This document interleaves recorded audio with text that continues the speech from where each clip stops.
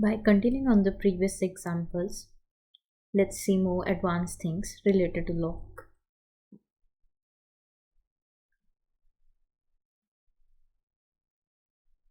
Let's try to put a condition where the amount is equal to 200. So we're going to get the amount where the amount value is 200. So that's the output.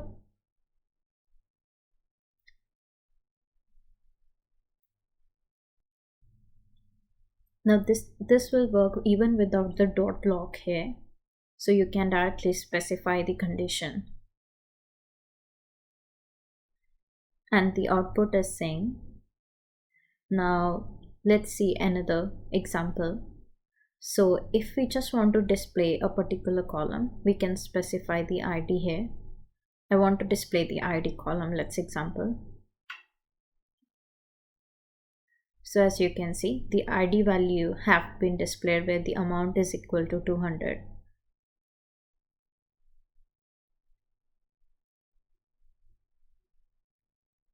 Now let's try to display more than one column.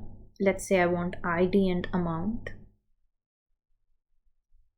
So here ID and amount values are displayed. Similarly, so on, you can display the quantity value as well. So that's how we can display the column values based on the condition.